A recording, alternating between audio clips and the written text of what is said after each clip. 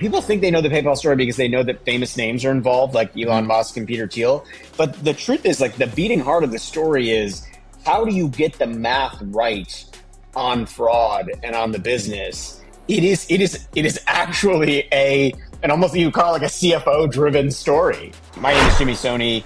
My most recent book was called The Founders. It's the story of PayPal from the years 1998 to 2002. That alumni group has become known today as the PayPal Mafia, Elon Musk, Peter Thiel. It also includes the founders of Yelp, Palantir, the first money into Facebook, the founder of LinkedIn, Reid Hoffman, 3 co-founders of YouTube. And this group has amassed like an incredible amount of clout and wealth and influence within Silicon Valley. Is this thing on? Yesterday's price is not today's price.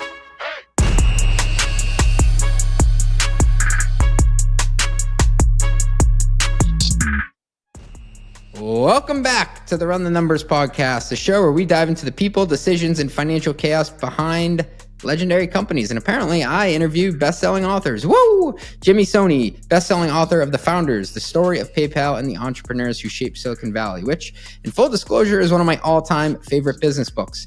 Jimmy takes us back to when PayPal wasn't even PayPal yet, just a messy, brilliant collision between Peter Thiel's Confinity and Elon Musk's original startup, X.com. We'll unpack how a rebrand turned into a revolution, the unusual culture that prized brain power over polish, and how a group of under 30s with no real plans still managed to outwit eBay, Visa, and rampant fraud, all before lunch. We'll also get into Peter Thiel's talent radar, Max Levchin's paranoid-fueled product mindset, and why PayPal might just be the greatest seed fund in tech history. You heard that right. Plus, politics, power, and how Jimmy went from chasing news cycles at HuffPost to spending years on slow work as a biographer. And in the lightning round, Mafia, deep cuts, decision-making what-ifs, and the next startup you should be watching for the next great alumni tree. All this and much, much more after a short word from our sponsors. As a CFO, you're expected to bring clarity to everything, including how your company manages ownership. The tools you use should make that easier, not harder. But when they come with hidden fees, data you can't always trust, and support you can't rely on, you end up with more frustration than clarity. That's where Pulley comes in. Pulley is the cap table management platform built for finance leaders who need accurate, decision-ready data from a system that works for your business, not against it. With Pulley, you get intuitive workflows, audit-ready reporting, and support you can count on, all backed by predictable pricing you can plan around, so you can stay compliant and make smarter decisions about your company's future. Manage everything from fundraise modeling to ASC 718 reporting to custom liquidity programs, all on one trusted platform. Hundreds of high-growth companies like Linear, Fathom, and Runway trust Pulley to help turn ownership into a strategic advantage. And joining them is now easier than ever. You can switch to Pulley in as little as 5 days. And for a limited time, they're offering 25% off your first year. To claim your exclusive offer, visit pulley.com/mostlymetrics. That is pulley.com/mostlymetrics. pulley.com/mostlymetrics. Well, if you've listened to this podcast before, you definitely know that I think it's cool to be a fan of business. I'm obsessed with researching how the best companies operate and specifically how they manage their money. And I've learned that a company's financial stack can make the difference between world domination and obscurity. That's why I want to tell you about Brex, because I want you to rule the world. Brex is an impressive financial services and software company that has grown immensely since it was founded in 2017. In just the last year alone, Brex accelerated customer acquisition by 50%, with 91% growth in enterprise customers. And there's good reason that over 30,000 companies from startups to enterprises have flocked to Brex. Brex offers the world's smartest corporate card on a full-stack global platform that is everything CFOs need to manage their finances on an elite level. Plus, they offer modern banking and treasury, as well as intuitive expenses and accounting automation, bill pay, and travel. Wow, it's all in the roster whenever you need it. Brex grows with you. CFOs tell me all the time that Brex makes it easy to control spend before it happens, automate annoying tasks, and optimize their finances. Because listen, at the end of the day, Brex helps them make every dollar count. So if you're a fan of smart businesses too, check out Brex at brex.com/metrics. That's brex.com/metrics.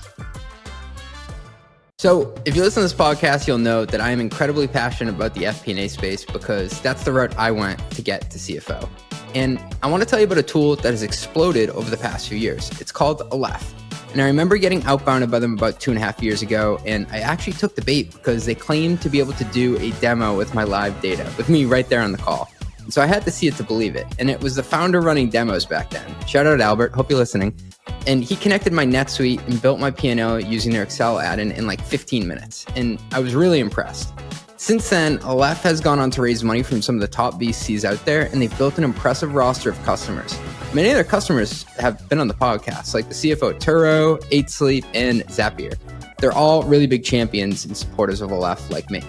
But it's not just an Excel add-in. Aleph also allows finance teams to work with their live cross-system data using Google Sheets and their web app. And that's cool because it gives teams the option to support a wide range of needs and workflows like budgeting, forecasting, and variance analysis. And speaking of variance analysis, they're doing some really cool things with AI-powered variance analysis. It basically allows you to figure out what's going on and why, and it takes the time that you'd usually spend from hours to minutes. It's really cool. So I highly recommend checking them out and taking them up on that demo or trial, just like I did back in the day. And you can learn more and get started at getaleph.com/run.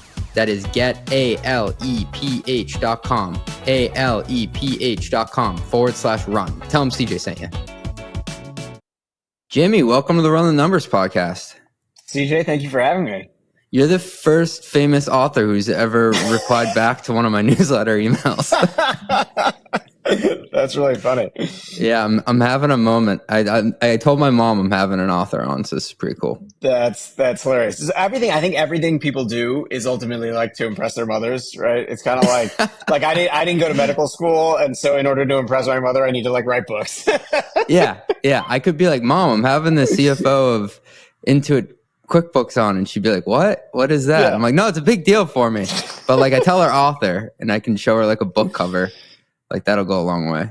Well, I appreciate you having me on. I appreciate you reading the book and writing about it. And, I think you were pointing out places I didn't quite go as far as you would like, but that's okay. I appreciate that. Oh, dude, I'm a nerd. I'm a total nerd. And I'd written this post off of an interview that I did with Erica Gessert, who was VP of FP&A at PayPal during their come up. And you'd responded back like, oh, well, I guess I could have written a little bit about, planning and analysis. I'm like, well, first of all, that would have only been probably interesting to someone like me. So I'm glad you probably didn't do that just for your book sales. But yeah, I want to talk about PayPal and a lot of the connections too that it just has with the world that tech is going through today. Mm-hmm.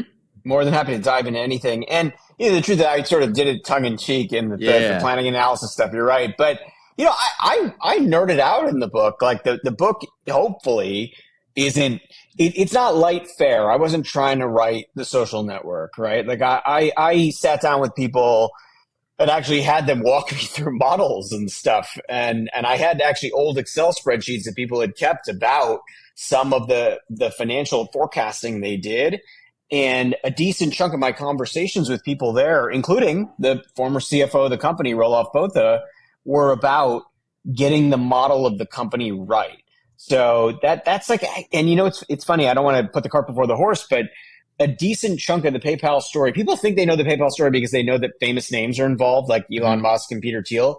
But the truth is, like, the beating heart of the story is, how do you get the math right on fraud and on the business? It is actually and almost you call it like a CFO driven story.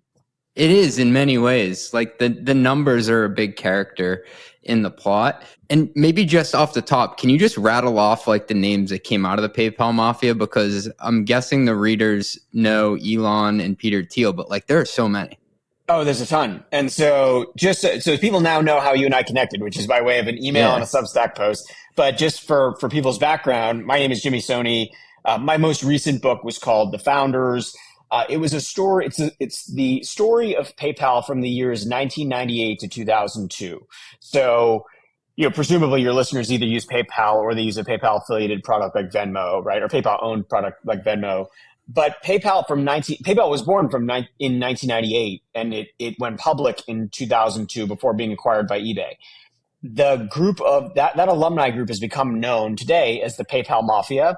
It includes people that are household names, Elon Musk, Peter Thiel. It also includes the founders of Yelp, Palantir, first money into Facebook, the founder of LinkedIn, Reid Hoffman. Who else? The three co-founders of YouTube, right? So you go down the line on any tech company, and either at the investor level or at the operator level, there's probably a connection to PayPal. And this group has amassed like an incredible amount of clout and wealth and influence within Silicon Valley. And some of them are only in their 40s and 50s, so they're still doing the same thing they were doing, creating and helping to bring to life tech companies. And they've been doing it now for 20 years. I became fascinated by this story because I got the sense that like everyone was focused on what so many of these people were doing today, but actually nobody had gone back and asked them how they got their start. And when they got their start, it was the era of dial-up internet and like janky internet connections and trying to build a tech company in the middle of the dot-com bubble bursting. And when you read Peter Thiel's book, 0 to 1, there are some PayPal stories there, but it's not an end-to-end account of how PayPal came to be. And so I wanted to go do that. And I went and interviewed all these people to ask them about that. And what just like a fascinating time in history that was too, with like the confluence of different technologies. And what's really odd is I was listening to the book again while I was walking my dog every day to prepare for this interview. But I was also listening to another book that just came out. It's the autobiography of Mark Hoppus from Blink-182. And it's actually the same period. It's like 1998 to 2004-ish. So Jimmy, I know this has nothing to do with the interview, but like for the last 3 weeks, I have just been in that weird range of time of dial-up internet. Even 9/11 was during that time, right, when this was all happening. But just like the financial markets then were a whole different beast. So interesting times. I mean, these are the years I grew up in, right? They were the years that I was a kid, and I remember them very fondly. And you know, the 90s are hot again. I know they're having a comeback. They're having a moment there. I think there was even a book like called like the 90s or something. And I feel like everybody is basically trying to recapture.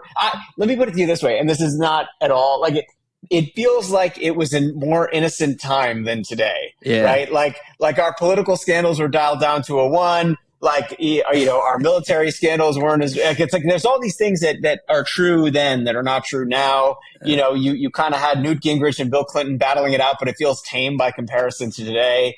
The economy was growing and certainly before 2000, like the internet boom was happening. So I think there's a certain amount, look, every generation is going to have nostalgia for the time that came before. What's interesting is living through a period of nostalgia for a period I remember. That's different for me. That's kind of funny. And what you said too is like the people in the book are still live players in the arena. You didn't do a recap of people who like are dead or like retired. Yeah. Like they're probably actually, they've never been more famous than they are today.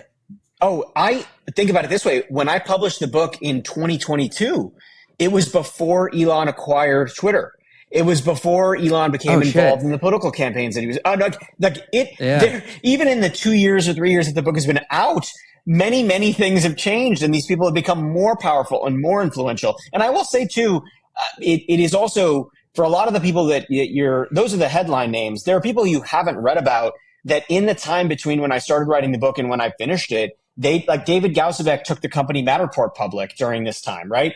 And David Gausebek is a really important engineer in the PayPal story, but he's not somebody that makes the news. But Matterport's a company that if you've gone on like a Zillow or a StreetEasy or whatever and looked at 3D renderings of homes, you've probably used their tech, right?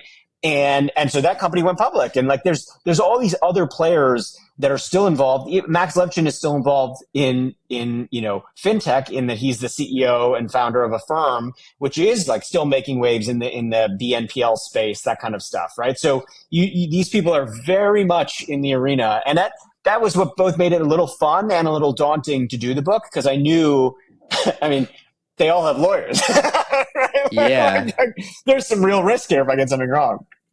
Is it hard to get interviews with people when they're still making their legacy? Like, I'd imagine that, like, if you're doing a book on the NBA, it would be a lot easier to get to a retired player to get their take on things. It is and it isn't. Here's how it is, in the sense that their time is more constrained. Yeah. So you're dealing with people who, like, the meeting before or after you is a meeting about a live wire issue, right? It's about something that just came over the transom. It's about a note that just came into the inbox. They're not like playing golf. Like I wasn't interrupting golf games. I was interrupting real business work, right? And I will say that like, even when I was sending like I would be trading emails with them. Yeah, a good example is like I traded email with one of them, and the next day his company like had to give its Q4 shareholder update. Yeah. So he's on a call with analysts and he's talking to me the day before, right? So that's it. They're time constrained. Here's the way that it makes it a little bit easier. I'm writing about something that happened 20 years ago for most of these people. They are not at all involved in the day-to-day of the company. If they are shareholders at all, it's just for fun, or it's a part of an index or something. It's like they don't sit around talking about PayPal. So I was a bit of a palate cleanser during the day because I could ask them about something that happened a while back, and it was a little bit different from every other meeting they're having that day. Yeah, and I imagine they're more willing to look back at that period with nostalgia versus if you asked like Elon about Tesla today. That's like a different bag of burritos. The walls come right up, right? In a discussion about something you're doing today, the walls come right up, and you know what your script is supposed to be. Yeah. It's not just nostalgia. They were willing to be more honest with me about what happened back then because it doesn't affect their day-to-day today. Like it really doesn't. Like there's no stakes. Hey, thanks for listening. We'll be right back after a word from our sponsors. All right, I got to get up on my soapbox for a sec here. Everybody's talking about AI-powered this and automated that. But here's the thing about revenue recognition. It's not just about moving data around. It's about getting it right, full stop. So RightRev is laser focused on one thing, RevRec that auditors actually trust. See, there's a difference between automating revenue processes and automating revenue recognition correctly. RightRev was actually built by the godfather of RevRec, who understands ASC 606 compliance, audit controls, data validation, and the flexibility needed for complex B2B contracts.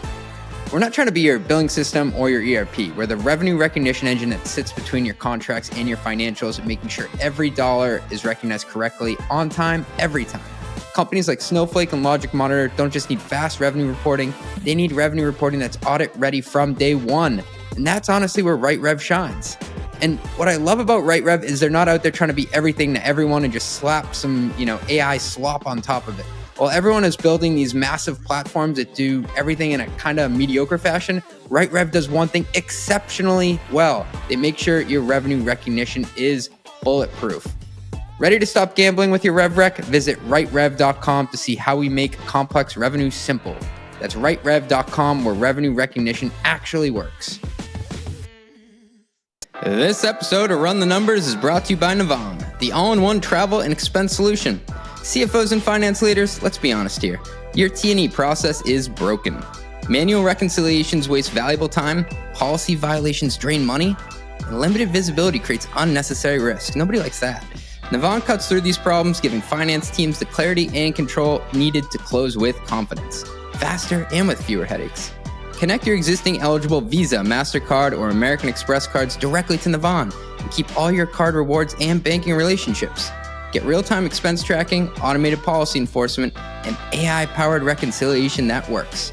Companies like Anthropic, Unilever, and Zoom trust Navan to manage travel spend smarter and increase compliance. Are you ready to modernize your T&E process? Visit navan.com/runthenumbers for your demo today. That's navan.com/runthenumbers. Tell them CJ sent you. They'll hook you up. What does the future hold for business? Ask 9 experts and you'll get 10 answers. Bull market, bear market. Rates will rise, rates will fall. Can someone please just invent a crystal ball already? Until then, over 40,000 businesses have future-proofed their companies with NetSuite by Oracle, the #1 cloud ERP, bringing accounting, financial management, inventory, HR into one fluid platform. With one unified business management suite, there's one source of truth, giving you the visibility and control you need to make quick decisions. With real-time insights and forecasting, you're peering into the future with actionable data. Whether you're closing the books in days, not weeks, you're spending less time looking backwards and more time on what's next.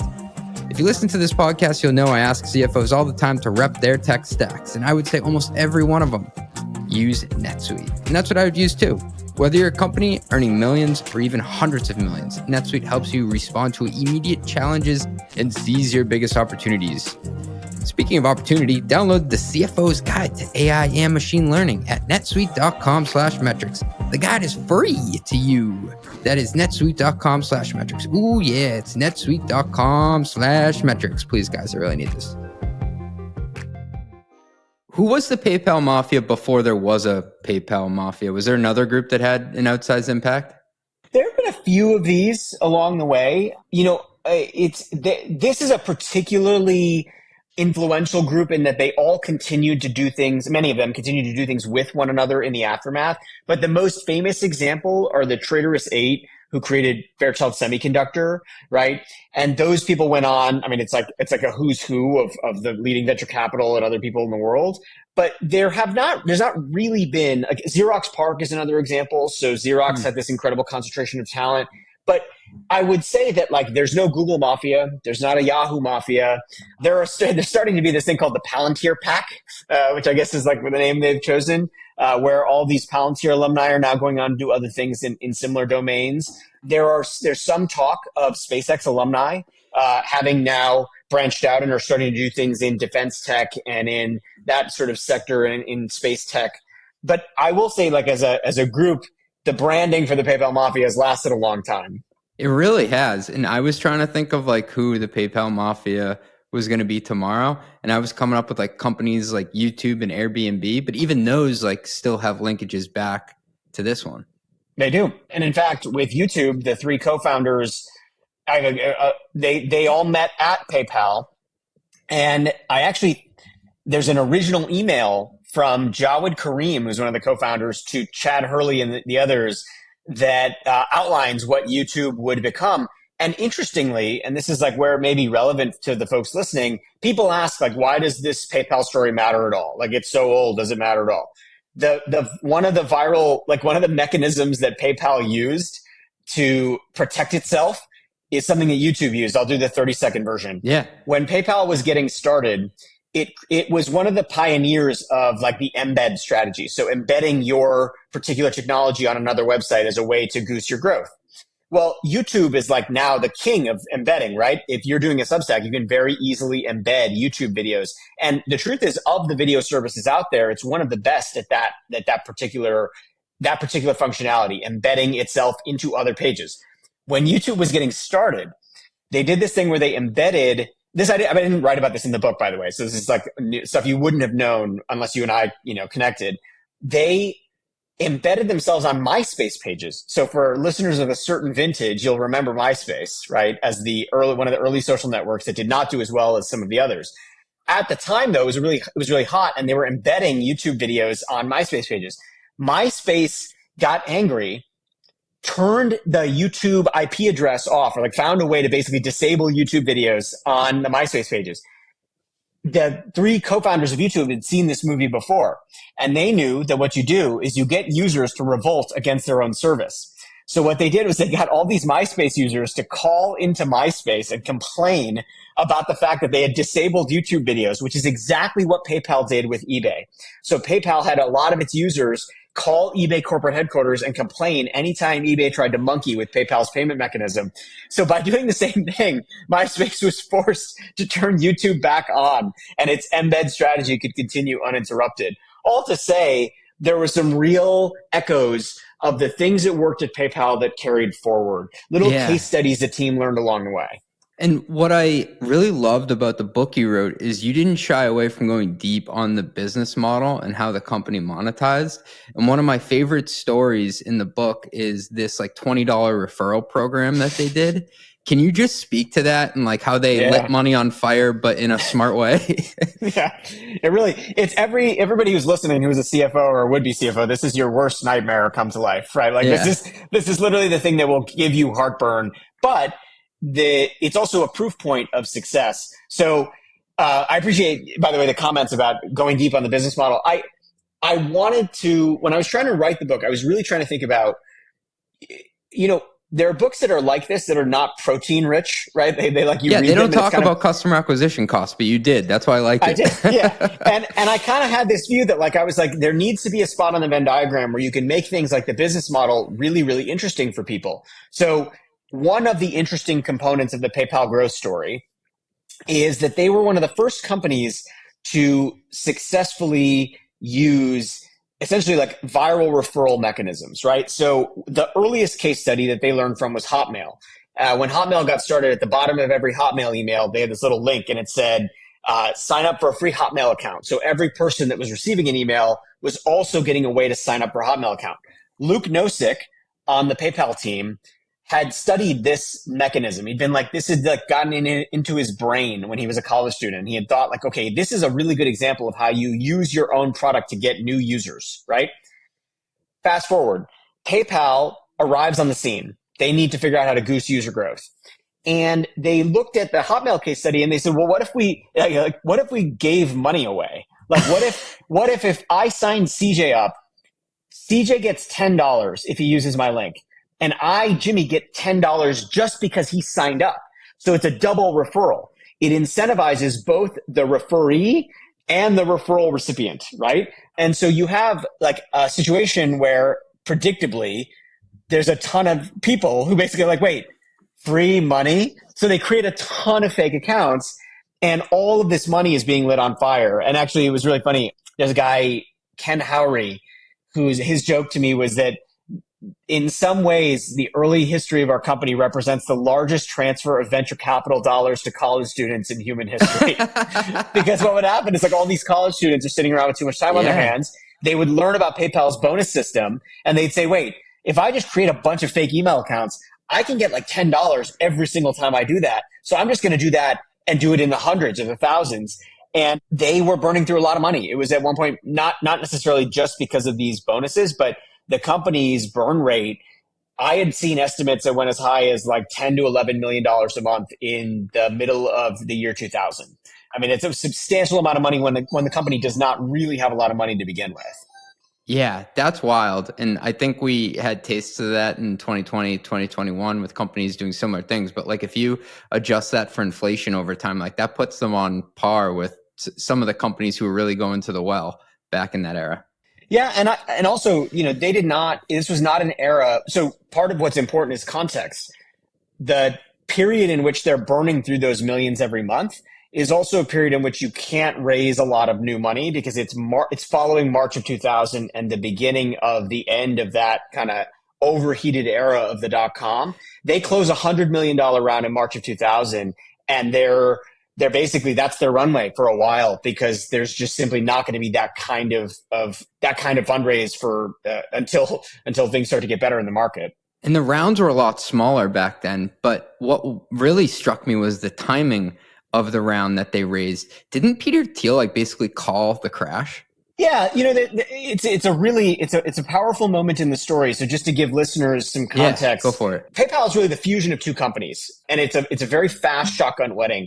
But this company then called and kind of revived, but then called X.com that Elon founded, merged with a company called Confinity that Peter Thiel and Max Levchin founded. That company, Confinity, had a product called PayPal. X.com had its own peer-to-peer payments product. Those two companies merge in March of 2000. Part of the reason that they merge is because Peter senses that the market has become way too ridiculous when it comes to .coms. Like people are getting millions of dollars of investment for like ideas. Famously, like Pets.com is taking out Super Bowl ads. It's like these insane valuations for companies that are just ideas on a napkin. Peter says the market's about to collapse. And he says this like throughout the early part of 2000. And he's kind of saying the sky is going to fall. The sky is going to fall. Just days after the company completes its merger and closes a $100 million round, the NASDAQ begins to slide. And that slide wipes off, if I remember my numbers right, it was like 86% of the value of the NASDAQ within a year, right? And so it's this extraordinary moment of chaos. Like there's just like companies going under left and right. And again, some portion of your listeners will remember this and have probably lived through it. This is a really dark time. There's all these people who are basically like, the internet's just hype. It's jumped the shark. There's like this famous Barron's cover that's like Amazon.bomb, right? Again, for context, like Amazon stock at one point drops to like $2.50 or $2.30 a share. That's how low things got.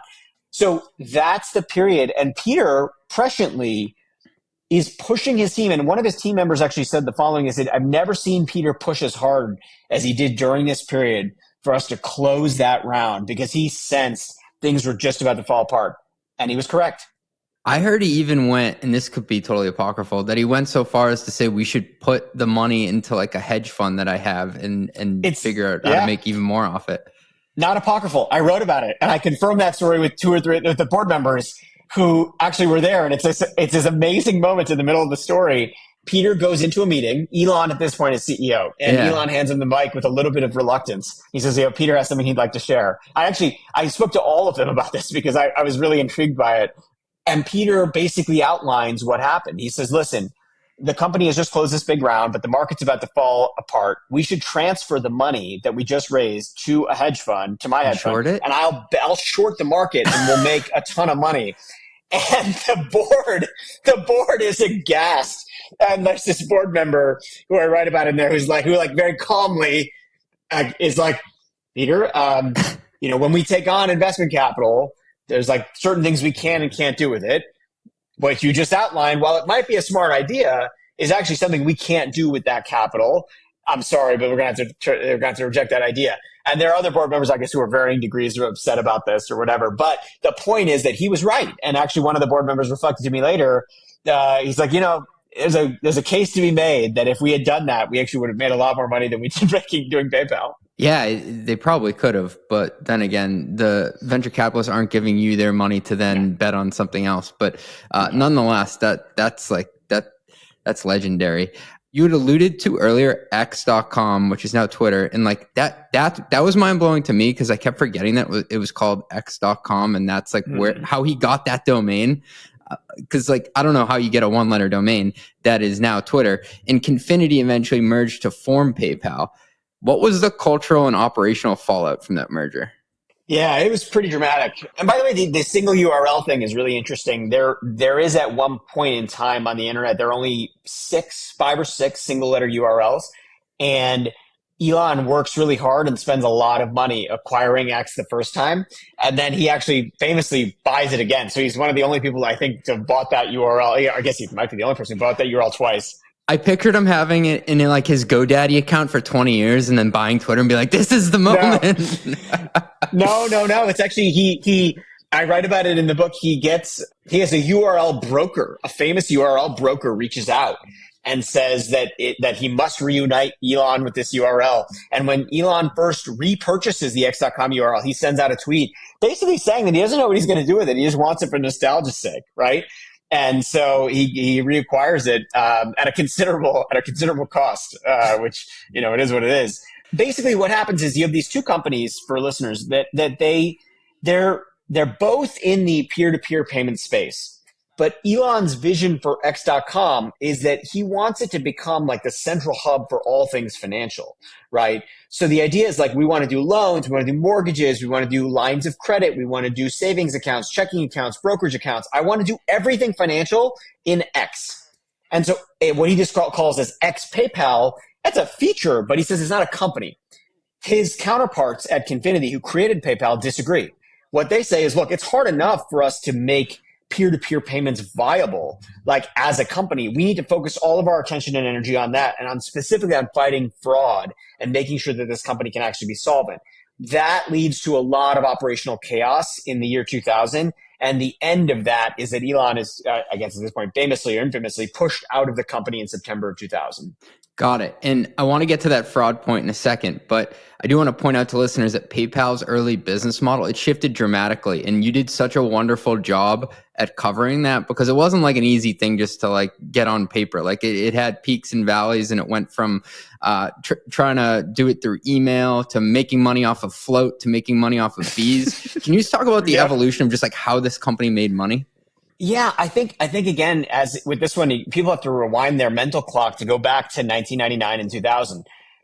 The word freemium isn't even like a thing. Like we don't have the vocabulary that we do today. So like an example is like if I sign up for Spotify today, I get to try Spotify for free. And if I get annoyed by the ads, I pay Spotify a certain amount every month for a subscription, right? Same thing with plenty of other services. This is a well-established part of the digital ecosystem. We know that users can be gated with free stuff. You can gate the better experience, and users will stick around for the free stuff until they get annoyed or want to pay. That is an evolution that PayPal had to experience for itself. So when they're starting out, they're like, let's just give away free money, free money for everybody, right? And they do that, and it obviously leads to huge amounts of user growth. But then at some point, this is not at some point, in the year 2000, they have to figure out, okay, how do you take something that's free charge people for it, but not choke off user growth. And what they figure out is that the people who are least likely to abandon you are the people who are on the receiving end of money. And so, for example, CJ, if you're running an eBay business and you collect payment from a lot of people using PayPal, the right place to switch to a freemium model is for you, the business owner, because you might be slightly annoyed that now what was free is going to be paid, that like I now have to pay to use this thing. But you'd rather collect the money as a business owner and just eat the fee and call it the cost of doing business.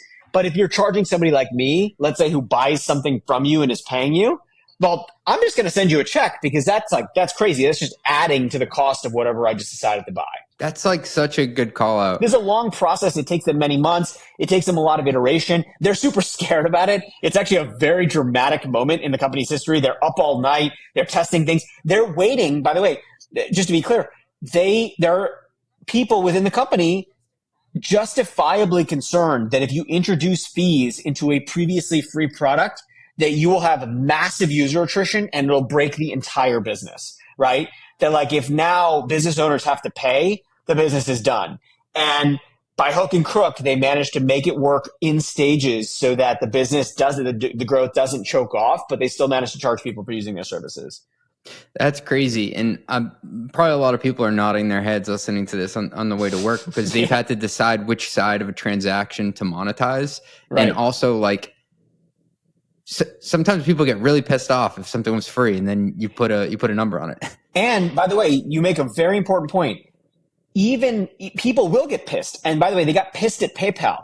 So I found all these crazy message board comments about like bait and switch. They're all liars. Yeah. These guys took our money. They told us it would always be free, but they didn't abandon the service. That was key. One of the big lessons that PayPal learned is that you could have user frustration without having user attrition. People could be mad at you, but if you provided a useful service, they weren't going to quit. They couldn't leave you. And that was actually a really, really important point. And it was, among others, David Sachs, who's another member of this alumni group, emphasized it to me. He said it was one of our biggest takeaways was that you might endure a little bit of user difficulty, of like user like anger, but it didn't necessarily mean that your attrition was going to go through the roof. And so a lot of the people listening are responsible for modeling the financials of their own hyper-growth companies and like figuring out like, how do I translate this risk of like all the users falling off if we increase our take rate from 1% to 2%? Were there any stories about financial forecasting or modeling that ended up on the cutting room floor? Yeah, I think, well, not necessarily in the cutting room floor. Some of it's in the book. I would say one of the things I sat with Roelof Botha, who is now the head of Sequoia Capital. He was the CFO that helped to take PayPal public. He was very, very young when he got that job. Peter decided to give him that job. Wasn't he under 30 when he took them public? He was like 26. Yeah, he was like 26. That's 25, nuts. 26. Yeah, and actually, it's a funny moment because the board does not want Peter to name Roelof as the CFO. They have the same reaction. They say, well, this guy's going to get eaten alive by Wall Street. Like, how are we going to do a road show, or how are we going to do any of the things that are involved with taking the company public with a 26-year-old fresh-faced CFO? What Peter says is Roelof is brilliant, number one. Number two, he built the model. He's closest to the actual facts of the business, right? A couple of things that stood out to me. One is, they didn't have all the answers. They did a lot of this forecasting while they were building the company, but it helped that Roelof actually had a background as an actuary. So this is one of the quirks of the story that his training when he was in school in South Africa was actually in insurance and in the insurance business. And it gave me an appreciation for actuarial sciences, because what he does is he brings that skill set over to the work at PayPal. And actuarial sciences is all about modeling risk, right? He's not modeling life or death or car accidents or health insurance risk. He's modeling fraud. And that's one insight. The second insight is when he was describing fraud to me, to this day, he was able to draw curves. So PayPal had this quality of like, they used images and they used curves to model the business. This later becomes important when they're fighting fraud as well. But they would take numbers and turn them into images. And I found this to be true both at the level of modeling and at the level of just understanding the business, that like they had very clear images for different kinds of fraud, curves for like this fraud could nuke the business. This fraud is tolerable, but needs to be addressed. Right. So that was a sort of insight too. The third thing is they did not, there was a relationship between the CFO of the company, the head of product, and the CTO that had a very tight feedback loop. Because if the product team made a change and they went to the engineers to make that change, that would also affect the modeling. And so there were a lot of there was a very tight feedback loop to see what happened when the numbers changed so that the company could change on the fly. There was a term they had for this. They called it the dials, right? If you dial up user growth, you might also dial up fraud. But if you dial down fraud all the way to zero, you're going to choke off user growth. The goal of this business and of a lot of businesses is figuring out how much fraud can you tolerate? How much loss can you tolerate before it becomes catastrophic to the business? And then how much of that, how do you balance that against the need to grow users or new customers or revenue? And some of these things are just like indelible lessons that just don't go away. Because I was doing an S1 teardown on Klarna, buy now, pay later. And you can see that their revenue growth is going up over time, but their fraud growth is going up a lot and their credit loss is going up a lot. So it's like, how do you balance these two things? Because like you said, you throttle one, you may have a change on the other side of the equation. What it called to mind for me is that there was at one point, there were like, I had access to all these old emails from that era that somebody shared with me. And at one point there were like daily emails about fraud numbers. Like it was that active a process of managing these variables, right? That it wasn't going to be one thing, that it was going to be multiple tests to help dial down certain kinds of fraud. Yeah. And that's actually where a number of PayPal's fraud fighting techniques are born.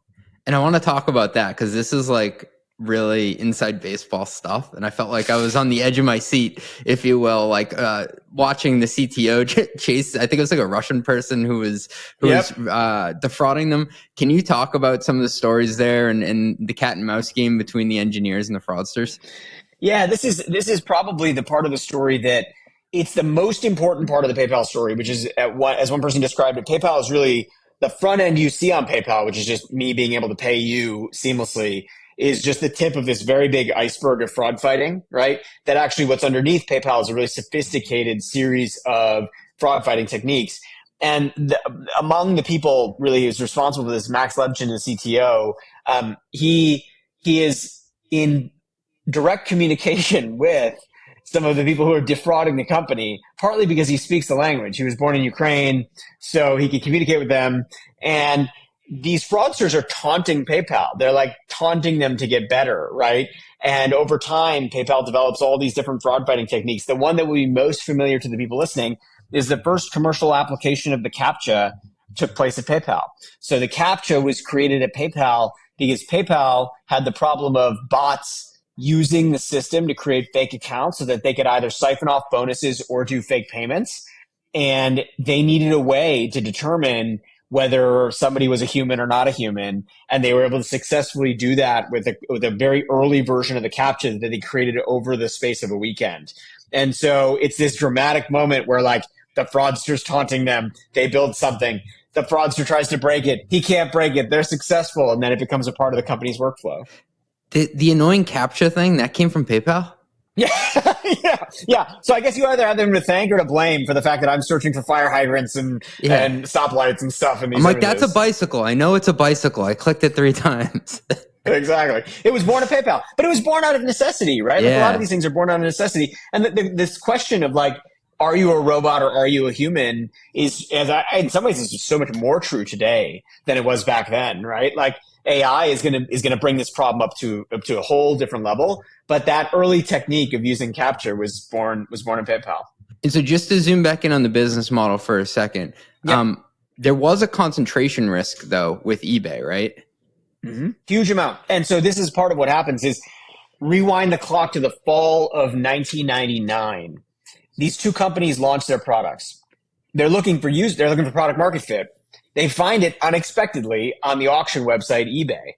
And the reason is because eBay built itself and styled itself as like the place that would connect buyers with sellers, but it wasn't going to handle the last mile. It wasn't going to handle the payments integration. And so they're very, very good at hosting auctions. They decide that when it comes to me paying CJ for something that I bought, I don't like, that's not our problem. I can send you a check, money order, Western Union. I can send you nickels and dimes taped to index cards. This is real things. People are sending taped change to other eBay users. PayPal steps into this. And what do? They solve a real problem. If I want to pay you fast, I can now send you a payment using PayPal. The problem with this is that a huge percentage of the company's revenue is dependent on a third-party platform. It's dependent on eBay. So throughout the 4-year history that I'm writing about, they have this incredible, what I describe, I call it a frenemy relationship with eBay, because they're helping eBay reconcile auction payments, right? This is a good thing that PayPal has done for the eBay ecosystem. At the same time, they're like definitely a thorn in eBay's side because they're like skimming fees from each of these payments, right? They're actually making a business on the back of eBay.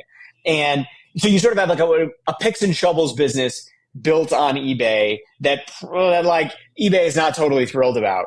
So what they do to reduce this concentration risk is they look for other markets where there's inconsistent or like janky payment systems. So like an example that's not talked about much, but that I talked about and explored in the book is gambling, is gaming. Yep. So this is not the most reputable corner of the internet, but even back then there are offshore internet casinos. There's all kinds of like stuff happening, and those places need to be able to pay and accept payments and distribute payments. PayPal goes into that space, charges a very high margin, and it becomes an important business line for them. There are other business lines that they reject outright, but there are all of these corners of the internet where PayPal is trying to find product market fit because by the way, they understand what you said, which is if we don't get this right and we're wholly dependent on eBay, they could turn us off in an instant. And this is a real risk that occupies the minds of PayPal's executives for 3.5, 4 years. And it's like such a conundrum for eBay too, because they're looking at it like we don't want that risk, but then they wake up one morning and they're like, we are less in the way of the money than we were yesterday. Yep, that's right. And there's so here's the alternate rendition of this story, right? The alternate rendition of the story, because eBay ends up the way the story ends, eBay ends up acquiring PayPal. Mm-hmm. You could argue, I don't think this is what it was, but you could argue that basically what eBay was doing was allowing PayPal to figure itself out at great cost and then acquire them once they had figured out the payment mechanism, right? I don't think that's actually what was going on. In fact, based on my reading of it, if eBay had gotten its act together sooner on the payment side, PayPal wouldn't exist. But there's a version of this history where you're like, wow, eBay did a really smart thing because they let this other startup deal with all the headaches of becoming a payment processor and then eventually ended up acquiring them and integrating them fully into the eBay ecosystem. Well, speaking about getting that payment DNA right, do you think that there are any through lines to a company like Stripe today, or is that just like a lazy comparison to make? No, look, a lot of the people who have reached out to me about the book are people working on modern fintech problems and the problems of product market fit, user growth, balancing user growth against fraud without pissing off everybody, including regulators, actually managing like the massive like information flow that is involved in any one of the things I described. These are very familiar challenges. I would say the differences are speed. Yeah. You know, we're in a much faster environment. The dollar volume, like the volume of transactions goes up is a lot higher. I don't know enough about Stripe's business model and the way it operates to know the particulars, but I suspect that one of the challenges they have is how do you stay competitive against incumbents and how do you make sure that your fees are high enough that you can sustain a business, but not so high that you are like basically people would be better off using almost anybody else. This is a challenge that PayPal faced. They had to think through these exact problems, like figuring out, okay, is 3.5% right? Is 3% right? Like, how do we make sure that we don't, like, do we do a per transaction fee or is it in the aggregate? What do we do there? How do we gate these things so they make sense? How do we do it so that users don't revolt? These are all very, very familiar challenges. And I imagine a lot of fintech players are going through the same thing today. I'm so glad you brought that up, Jimmy, because one of the topics we're always talking about on the podcast is what to set your take rate at. So you could be a marketplace business like Airbnb. Should it be 10%? Should it be 15%? Then the fees on top of it. But it's kind of what Sam Walton used to say, that your margin is my opportunity. And Jeff Bezos says that a lot now too. And it's something that the PayPal folks had to wrestle with. Like, we could get really rich today in the moment by jacking this up, but we're going to make a lot of people angry in the process. And as soon as something a little bit cheaper, just as good comes along, they're all going to leave. Yep. And there's a time horizon element to this too, right? Like PayPal was free for long enough that it became indispensable. So that's a really it's a really tough thing to get right. If you're charging right from the get-go and you can't build a critical mass of users, you prevent yourself from becoming necessary for a marketplace to function. What happened between September, October of 1999 and the summer of 2000 is, in that period, PayPal became so important for eBay buyers and sellers that any attempt by eBay to like nuke it, get rid of it, destroy it, dismantle it, prohibit it was going to be met with user revolt, because PayPal had become important. Like if you're a business and something's important to you, you're going to fight for its survival. And that is the other key insight. It's like one of the key insights that, again, I sort of shared during the YouTube discussion earlier, but PayPal manages to make its loyal users into advocates for the business, right? So they did a very, very smart thing, which is once they became indispensable, they also knew, now I'm central to your business, and you have to fight for me. You have to tell eBay to back off when they do silly things. You have to remind them that like PayPal is as much a part of this ecosystem as anything. And they do this really clever thing. The first time eBay hosts an in-person conference, PayPal invades the conference with their own t-shirts. And so this is at a time when tensions between the company are very high. But PayPal goes and they like distribute PayPal t-shirts, and eBay users are so excited because they depend on PayPal. And now they're like proudly wearing these t-shirts. And I remember somebody described it. They said, the CEO of the company, Meg Whitman, stood up for the main keynote, and she's looking out, and it's like a sea of PayPal t-shirts staring back at her. And so she knew then, like, I'm not going to be able to take this company down. The only thing we can do is make a deal with them. What like a ballsy marketing move. I remember because I worked at a marketplace company too, and there was this one partner that we were trying to get to join, and my CEO was like, how about every time we had a sale that could have went like through their rails, we just have an automated email get sent to them. So it's like ding, ding, ding all day. But like PayPal was a master in these like mind games. Oh, not just mind games. You just reminded me of a story. PayPal's system was so good at one point that you would get the PayPal payment email faster than you got the eBay confirmation email for the auction. Shit. Yeah. Like they only had I remember, just again for context for listeners, eBay at this point that I'm writing about, it's already a public company. So it's already big, right? It's already scaled. Like they really had achieved something in creating the dominant internet auction house of that era. PayPal's advantage is in being small and scrappy. And what can you do if you're small or scrappy? You can scrape, you can get emails out faster, you can make adjustments more quickly. And again, you've got me really like switched on nerd mode. But one of the moments I describe in the book is the thing that PayPal does well is they iterate with their users. So some user will call a customer service line at PayPal, complain about something, and the fix that PayPal does happens very, very fast. And users on message boards, on eBay message boards where they're talking about this stuff, they would have a back and forth about, oh my God, did you see this? Like I called and like they fixed things right away. They moved so quickly. It was because it was one of the only advantages that PayPal had as a startup against this publicly traded behemoth, eBay. I was listening to a podcast with Keith Raboy this morning, oddly enough, who also came out of PayPal. Yep, he was an alum. He was a very early employee, and this is a central part of his experience. I interviewed him. He was one of the people I spoke to. But he was telling the story about meeting the Airbnb folks for the first time. And one of the questions he asked them is, what do you do when you get a customer support call? I imagine you get a lot. And they said, oh, we just answer it immediately, like us in this room. And I think they even got like a call while they were doing the talk with him. And he's like, I got to invest in them. Like, this reminds me of being at PayPal and that fast iteration loop of when you get feedback, like do something with it. Yeah, it's a huge part of the word culture is wrong, but like it's a huge part of what made the company successful is that they knew that ultimately eBay buyers and sellers were their customers and they would do anything to fix what they needed to fix to get them on board. Yeah. I want to kind of segue to talking about talent because we've talked around the personalities here, but like there's something to be said about just the ability to spot talent even when it's not like punching in the face. Like not everybody here had like an Ivy League degree or would have been someone that you would Far from it. Yeah. Yeah. What can you just speak to the ability to accumulate this talent? Like was it Peter Thiel's eye for it or was it larger within the org?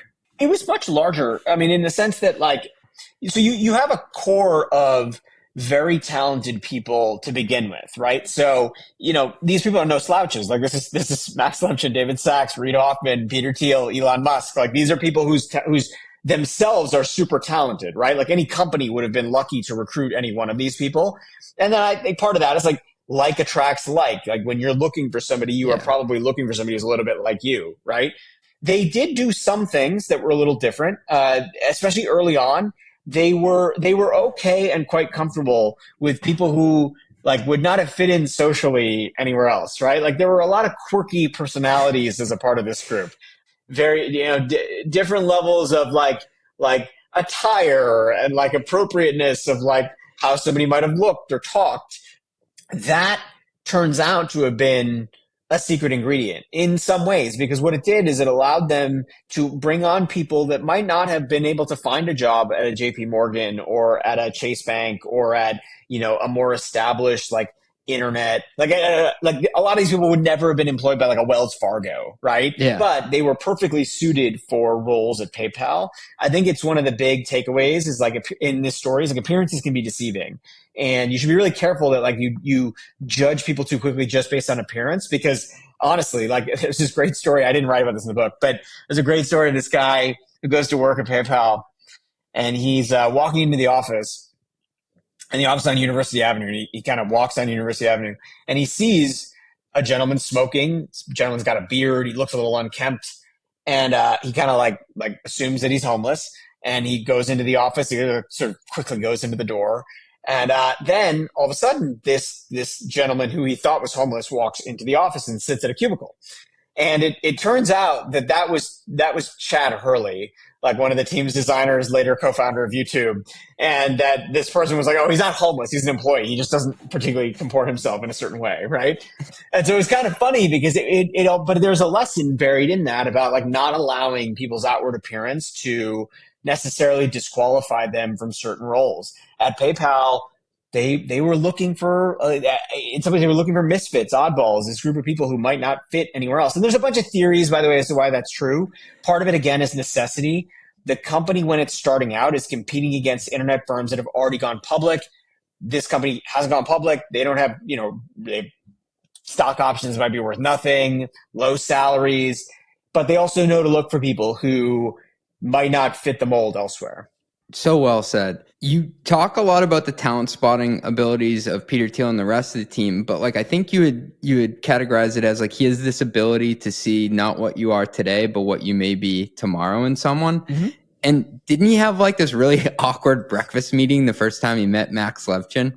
Yeah, there's a few different awkward breakfasts, but I would say that to your broader point, one of the things that Peter does very well, and I'd heard this from a few people within the company, is he does take chances on people who have had prior failures, especially recent failures. Okay. So there's this thing, if he hired a couple of people in the company and those people, when they were reflecting back to me, their experience of joining PayPal, they said, if I had been in Peter's shoes, given the failure I just had, I'm not sure I would have hired me because I'm coming off a failure. Like this guy doesn't know me, but he's willing to, there's something about that is interesting that like, I don't know if it's conscious, but Peter has this quality of taking second chances on people that's very underrated. So there's a gentleman actually who, this isn't in the book, but he finishes up at PayPal. Peter invests in him for something. It fails. And he goes back to Peter and Peter invests in the next thing that he does. Right. Really? Yeah. And that's happened a few times. In fact, Luke Nosek, who joins the PayPal early, has this company called Smart Calendar. It's going to be like an e-calendar, like one of the hot products of the time. It fails. And in spite of its failure, Peter wants Luke to be a part of the PayPal team. And so there is something about that, about giving talent second chances, that Peter does exceptionally well. I would say the awkward lunches and stuff, and that the breakfast, Max Levchin, when he's first meeting with Peter, they meet at Stanford, they agree to get breakfast, and Max misjudges the distance to the breakfast. So he like runs in and he's like panting and sweating and like he doesn't look particularly good. It doesn't phase Peter. He sort of sits down. He's nervous. Peter's like, okay, let's just get started. And they start talking about substance right away. And whether those things are done consciously or by accident or whatever, I think the broader point is somewhere in the middle, about like having a little bit of grace for people's particular circumstances. I think it's a great lesson for people building companies out there too. One, to take bets on people and second chances, because I also think that makes somebody so much more loyal to you in the long run, and they want to run through like a fucking wall to help you because you help them. That is true. So I had heard this from a few people that they said, as soon as Peter decided to take a chance on me, it felt like, oh my God, like I have to prove him right now. And then the other thing that he did that somebody outlined is he said, I think it was Max, actually, one of the people, who he said, Peter will sketch the biggest vision for you of your own life. And so he'll do, like I've been on the receiving end of this, but I had heard it from several people where they said, Peter would sort of outline what the biggest, most ambitious version of you could be. And that got you really inspired. So it wasn't that he was giving rah-rah speeches in the locker room. It was more that with individuals, he was able to suss out what this person could do if they were at their very best and if they succeeded through the company at doing exactly what they were supposed to be doing. Yeah. So how much was the financial outcome? What did they sell to PayPal for?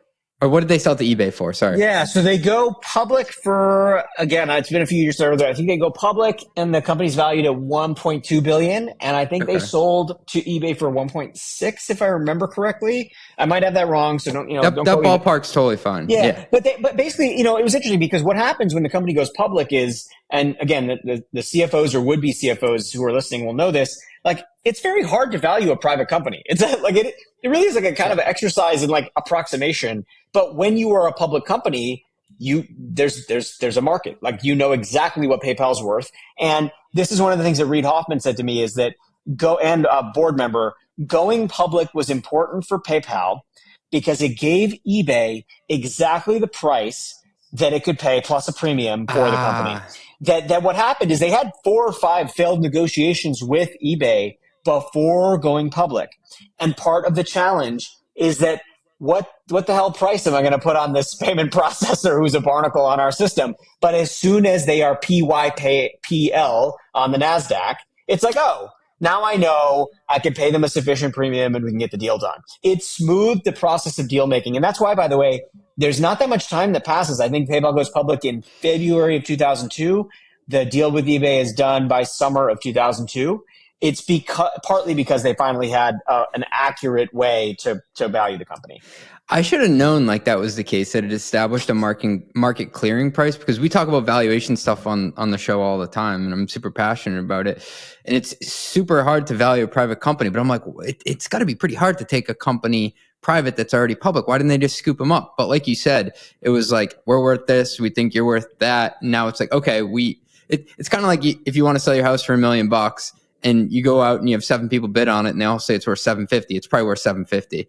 And that's what they needed to have the market come to a consensus. And that's what the public market did. And I would say a couple of things on that are a little bit more nuanced, but that your audience will appreciate. The IPO market for tech companies in 2000 and 2001 and even the early part of 2002 isn't exactly strong. Remember also, PayPal is the first company to file to go public after 9/11. So they do their filing after the financial district is in ruins. I mean, the physical ruins, and the market falls apart. But Peter says, look, at some point the market's going to recover, and the country will get back together. And these things have a way of going of improving over time. If we file now, knowing what it takes to get a public company process done and knowing how many revisions we're going to need to do to documents, we need to start now so that we're ready when that wheel turns, we'll be ready. PayPal is the second tech company to go public in 2002. I think the first one was LimeWire. And their IPO is a success. A success by the indicator of they end the day trading higher than when they started the Yeah. day, right? To be clear, also, like, this is also a different .com than other .coms that have gone public. PayPal has revenue. There's a path to profitability, right? Like, there's a way that the business model does make sense by February of '02. And so when they file to go public, they know, like, if we continue with the growth that we're getting, if we continue to, like, fight for the business, we know we can make this work.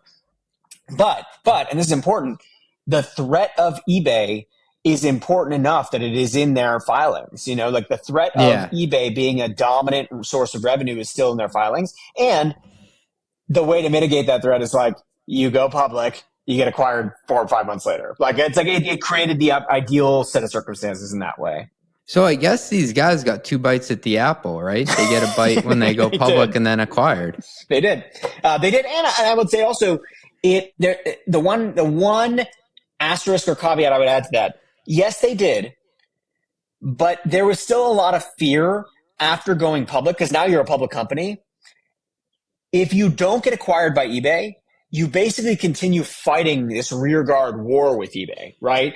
And so it actually, in a weird way, it kind of, going public, the urgency to do something about eBay is still there, because you kind of, like, if you don't figure this out, you're still in the same war. And it's, like, always going to be this, like, complicated battle of these two companies. And so part of what happened is, like, after the company goes public and there is a liquidity event and there is some stability for the business, they still realize our foundation is still, like, eBay transactions. We still got to figure this problem out. Yeah, it totally is. And maybe just as importantly, so they get some money in their pocket, like, this could be, like, one of the most important seed funds, per se, in tech history, right? I think actually you could make a case that it is the most important seed fund. Like, maybe not the most. Maybe that's exaggerating. You're right. It is certainly one of the most. And, you know, some of the most famous deals in history come from the capital that came out of these two moments, right? So, like, a great example. Actually, you're reminding me of stuff that I didn't include in the book, which is always fun. I was going through that old document of emails, and I found an email from Reid Hoffman. I should look at this email again and just put it up online with his permission.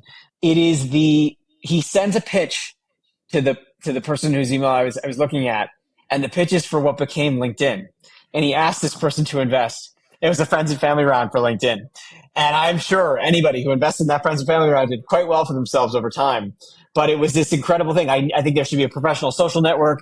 Here are the bullets on how I'm thinking about it. This is when LinkedIn is an idea in Reid's mind, right? And I was looking at this pitch email. But another famous example is the first money into Facebook. So when Mark Zuckerberg meets with Peter, you know, it's famously this $500,000 investment. And Mark is obviously, you know, he's a college student, and he's got this thing called thefacebook.com, and it's growing like gangbusters. And he's meeting this guy, Peter Thiel, through Sean Parker and a couple of others. And Peter writes the check, and that check, you know, it comes from this initial liquidity event at PayPal. And there again, these stories go on and on. Tesla, LinkedIn, Yelp famously. The company is the PayPal employees are celebrating someone's birthday. Russ Simmons and Jeremy Stalpman, the two co-founders of Yelp, are wondering why there wasn't a better set of restaurant reviews for the place that they were at.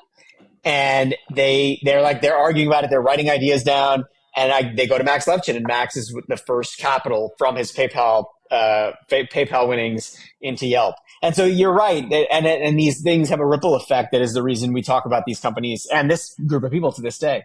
I've always thought that's fascinating. Like, it was a $1.5 billion outcome, but, like, the generational wealth that wealth went on to create. Elon, I think, rolls some of it into SpaceX, right? Yes, in fact, all of it. So famously, what happens in this moment is that it's a liquidity event for Elon too. He rolls, I think, almost all of it into Solar City, Tesla, and SpaceX. So he, even among this group, a risk-taking group, is unusually has an unusual appetite for risk. Oh yeah, he bets it all and bets it all over and over again. And even the people in this group are like, wow, like, he's a risk taker, because this is a life-changing, like you said, generational wealth building moment. And his view is, well, I'm putting all my chips back on the table and betting it all again. That's amazing. All right, we're going to go into the lightning round in a second, but I do have to ask a selfish question. So I've recently gone out on my own with newsletter and a podcast.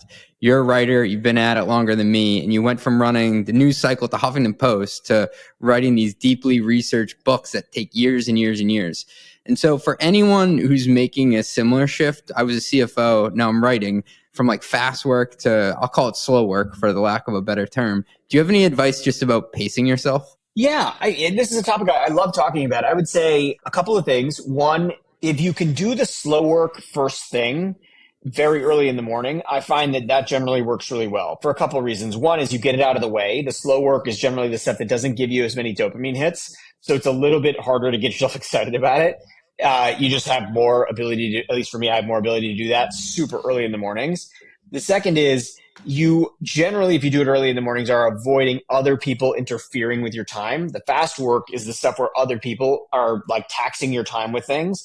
And so if you're starting at like 4 or 5, 6 o'clock in the morning, generally people are not up bothering you for things. So I find slow work first, fast work later. The other is like, I think people shouldn't have hangups about doing both. I've always worked full time while I'm writing my books. Like part of it is like there's only so many hours in the day when you can get productive, slow, thoughtful, methodical writing done. And I don't kid yourself. That is not like 8, 9 hours a day. There might be some people like Cormac McCarthy or some famous novelist or something where it's like, oh, I can just write for 11 hours a day. And I'm like, I like my inbox a lot. And I kind of like some of the fast stuff that I do. Right. And so for me, having 2 to 4 hours in the morning where I'm doing the slow, crazy, methodical, in-depth, multi-year stuff, and then having the rest of the day be just a sort of normal work life just generally tends to be a pretty good balance. But I would say those are my 2 big pieces of advice. Slow work first if you can, because then fast work interferes. And then 2 is just don't assume that you need to have one or the other. You can do both. Yeah. And what you say about like getting to your work when you're like a hot burning 10 in terms of what your mind can output versus like trying to stretch out 8 hours at like a simmering 4 of like productivity, like that's really insightful. Because sometimes I almost feel guilty. Like I think I'm only really good for like 2-3 hours a day. I'm like, all right, I guess I'll just do other stuff for the other hours. Right. One other thing on this is like turn slow work into fast work. So one of the things is like, part of the reason that that doing inboxes and stuff, that sort of stuff is satisfying is because there's an immediate feedback loop. So part of what I try to do is I just try to hit a word count every day for the stuff that I'm working on. It's like multi-year projects. So if you just say, look, I'm going to do 500 words. As soon as I get to 500, I'm moving on because I have to. Like maybe it's because I need to pay the bills. Maybe it's because I have commitments to my children, maybe whatever. That is a good way to turn slow work into fast work. It's just, I have a set word count. It's low enough. I'll hit it and I will do that. If you do that for 365 days, you'll have a book. Hell yeah. All right, cool.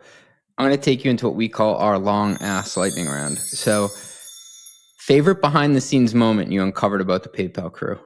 I would say that there's one moment that's not in the book, but it's this amazing, these people are competitive about a lot of stuff and they're competitive about even like silly, goofy stuff. And one of these moments, I didn't write about this, but there's this moment when they're coming home from dinner somewhere in Palo Alto, and Max Levchin is in one car, and Russ Simmons is in another car. Russ is an early co-founder. He later co-founds Yelp, engineer, very, very, very, very smart. And Peter decides that he's going to ride with Russ. And somewhat subtly, but then overtly, Peter and Russ are in one car, Max is in the other, and they start racing home. And Russ, the way Russ tells the story is he goes, we're driving and all of a sudden like Max speeds up a little bit and then I speed up a little bit. And before I know it, Peter is like egging me on, like, you got to beat him. You got to beat him. You got to beat him. And so he's like, so we are racing through the streets of Palo Alto in these cars, just going back to the office after we ate dinner. Nothing fancy. Right. And so they're racing. They're like almost going through red lights, all these crazy things. And Russ's car makes it in first before Max's car. Peter bounds out of the vehicle, raises his hands in like a rocky fisted triumph, right? And it's like jumping up and down. He's so excited. And this is like a perfect encapsulation of like the level of competitive. Like they're competing over getting back to the office the fastest, right? Yeah. It was this hilarious moment. I remember laughing when Russ was telling me, but he was like, it just revealed everything about how competitive they are. That like this was important to them, was like winning at this. So that's probably one of my favorite moments. I love that.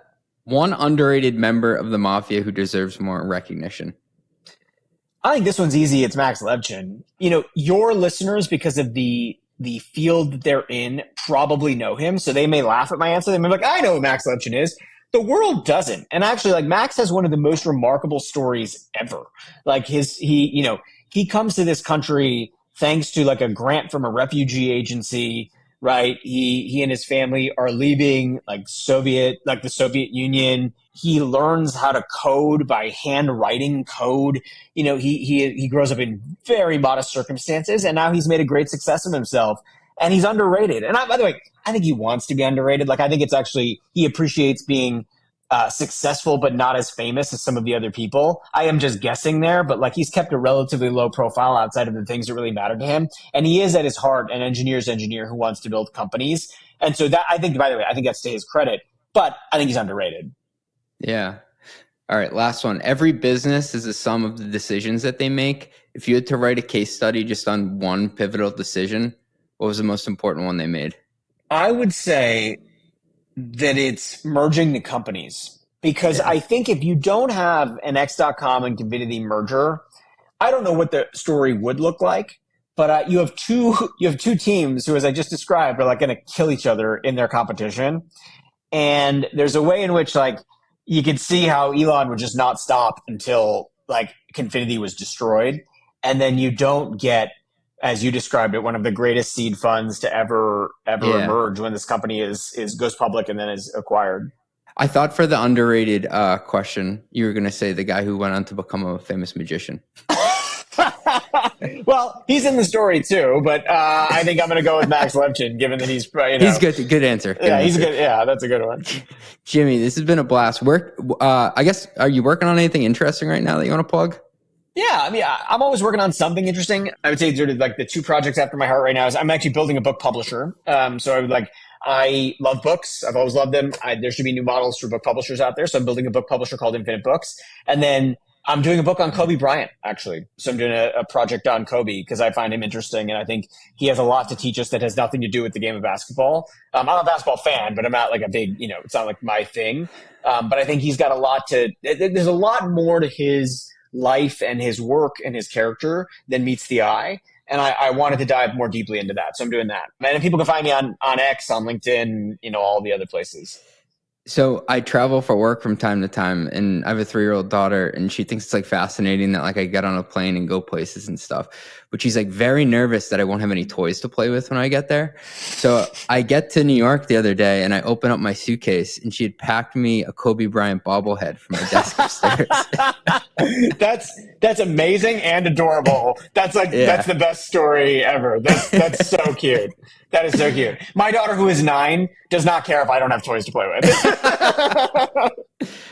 So cherish those years when they actually still care if you have enough toys. I encourage everyone to check out the book. You've come out with a number of bangers now, and congrats on all the success. Thank you very much, CJ. I really appreciate it. Run the Numbers is a mostly LLC production. Yelling an intro by Fat Joe. Artwork by some AI thingamajig. Podcast and video editing is done by Cleancast at cleancast.io. Nothing said on this podcast is intended to be business or investment advice. It's the sole opinion of me, a guy who feeds his dog too much ice cream and has a history of net operating losses, LOL. If you like this podcast, please hit subscribe. It would mean a lot to me. And also check out mostlymetrics.com. That's my newsletter where I explore business models and financial metrics. Thanks for riding with me. Share this with your friends. Peace.